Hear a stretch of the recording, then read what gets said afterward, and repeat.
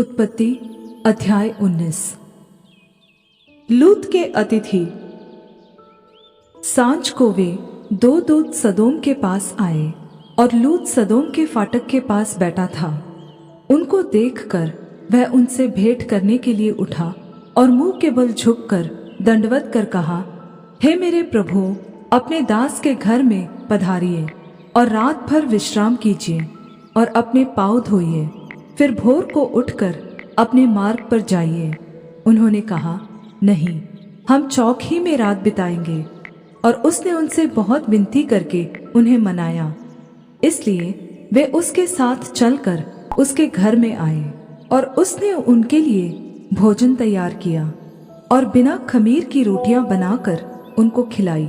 उनके सो जाने के पहले सदोम नगर के पुरुषों ने जवानों से लेकर बूढ़ों तक वरन चारों ओर के सब लोगों ने आकर उस घर को घेर लिया और लूत को पुकार कर कहने लगे, जो पुरुष आज रात को तेरे पास आए हैं वे कहाँ हैं? उनको हमारे पास बाहर ले आ कि हम उनसे भोग करें। तब लूत उनके पास द्वार के बाहर गया और किवाड़ को अपने पीछे बंद करके कहा, हे मेरे भाइयों, ऐसी बुराई न करो। सुनो, मेरी दो बेटियां हैं जिन्होंने अब तक पुरुष का मुंह नहीं देखा। इच्छा हो तो मैं उन्हें तुम्हारे पास बाहर ले आऊं और तुमको जैसा अच्छा लगे वैसा व्यवहार उनसे करो, पर इन पुरुषों से कुछ न करो, क्योंकि ये मेरी छत के तले आए हैं। उन्होंने कहा, हट जा। फिर वे कहने लगे, तू एक परदेशी होकर यहाँ रहने के लिए आया, पर अब न्यायी भी बन बैठा है, इसलिए अब हम उनसे भी अधिक तेरे साथ बुराई करेंगे। और वे उस पुरुष लूत को बहुत दबाने लगे और किवाड़ तोड़ने के लिए निकट आए। तब उन अतिथियों ने हाथ बढ़ाकर लूत को अपने पास घर में खींच लिया और किवाड़ को बंद कर दिया। और उन्होंने क्या छोटे क्या बड़े सब पुरुषों को जो घर के द्वार पर थे अंधा कर दिया। अतः वे द्वार को टटोलते टटोलते थक गए। लूत का सदोम से बच निकलना। फिर उन अतिथियों ने लूत से पूछा, यहाँ तेरा और कौन कौन है? दामाद, बेटे, बेटियां और नगर में तेरा जो कोई हो उन सभी को लेकर इस स्थान से निकल जा, क्योंकि हम यह स्थान नाश करने पर हैं, इसलिए कि इसकी चिल्लाहट यहोवा के सम्मुख बढ़ गई है और यहोवा ने हमें इसका सत्यानाश करने के लिए भेज दिया है। तब लूत ने निकलकर अपने दामादों को, जिनके साथ उसकी बेटियों की सगाई हो गई थी, समझा कर कहा, उठो, इस स्थान से निकल चलो, क्योंकि यहोवा इस नगर को नाश करने पर है। उसके दामाद उसका मजाक उड़ाने लगे। जब पौ फटने लगी तब दूतों ने लूत से जल्दी करने को कहा और बोले, उठ, अपनी पत्नी और दोनों बेटियों को जो यहाँ हैं ले जा, नहीं तो तू भी इस नगर के अधर्म में भस्म हो जाएगा। पर वह विलंब करता रहा। इस पर उन पुरुषों ने उसका और उसकी पत्नी और दोनों बेटियों के हाथ पकड़े, क्योंकि यहोवा की दया उस पर थी, और उसको निकालकर नगर के बाहर कर दिया।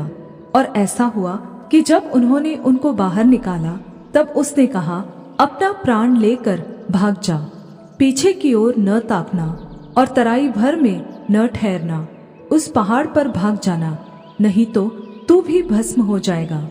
लूत ने उनसे कहा, हे प्रभु, ऐसा न कर। देख, तेरे दास पर तेरी अनुग्रह की दृष्टि हुई है और तूने इसमें बड़ी कृपा दिखाई कि मेरे प्राण को बचाया है, पर मैं पहाड़ पर भाग नहीं सकता। कहीं ऐसा न हो कि कोई विपत्ति मुझ पर आ पड़े और मैं मर जाऊं। देख, वह नगर ऐसा निकट है कि मैं वहां भाग सकता हूं, और वह छोटा भी है, मुझे वही भाग जाने दे। क्या वह नगर छोटा नहीं है और मेरा प्राण बच जाएगा?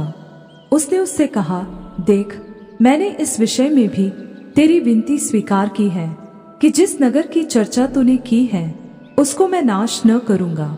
फुर्ती से वहां भाग जा, क्योंकि जब तक तू वहां न पहुंचे तब तक मैं कुछ न कर सकूंगा। इसी कारण उस नगर का नाम सोअर पड़ा। सदोम और गमोरा का विनाश। लूत के सोअर के निकट पहुंचते ही सूर्य पृथ्वी पर उदय हुआ। तब यहोवा ने अपनी ओर से सदोम और गमोरा पर आकाश से गंधक और आग बरसाई और उन नगरों को और संपूर्ण तराई को और नगरों के सब निवासियों को भूमि की सारी उपज समेत नाश कर दिया। लूत की पत्नी ने जो उसके पीछे थी पीछे मुड़कर देखा और वह नमक का खंबा बन गई। भोर को अब्राहम उठकर उस स्थान को गया जहाँ वह यहोवा के सम्मुख खड़ा था, और सदोम और गमोरा और उस तराई के सारे देश की ओर आंख उठाकर क्या देखा कि उस देश में से धधकती हुई भट्टी का सा धुआं उठ रहा है। और ऐसा हुआ कि जब परमेश्वर ने उस तराई के नगरों को जिनमें लूत रहता था उलट पुलट कर नाश किया, तब उसने अब्राहम को याद करके लूत को उस घटना से बचा लिया। लूत और उसकी पुत्रियां। लूत ने सोअर को छोड़ दिया और पहाड़ पर अपनी दोनों बेटियों समेत रहने लगा, क्योंकि वह सोअर में रहने से डरता था। इसलिए वह और उसकी दोनों बेटियां वहां एक गुफा में रहने लगे। तब बड़ी बेटी ने छोटी से कहा, हमारा पिता बूढ़ा है और पृथ्वी भर में कोई ऐसा पुरुष नहीं जो संसार की रीति के अनुसार हमारे पास आए।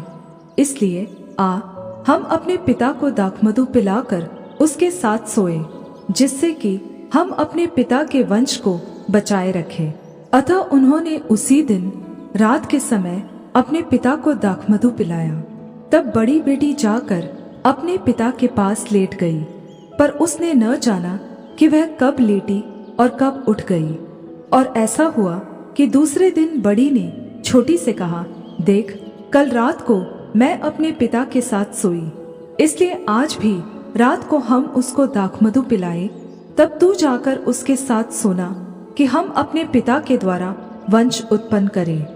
अतः उन्होंने उस दिन भी रात के समय अपने पिता को दाखमधु पिलाया, और छोटी बेटी जाकर उसके पास लेट गई, पर उसको उसके भी सोने और उठने का ज्ञान न था।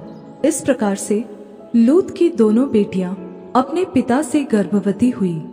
बड़ी एक पुत्र जनी और उसका नाम मोआब रखा। वह मोआब नामक जाति का, जो आज तक है, मूल पिता हुआ। और छोटी भी एक पुत्र जनी और उसका नाम बेन अम्मी रखा। वह अमोन वंशियों का, जो आज तक है, मूल पिता हुआ।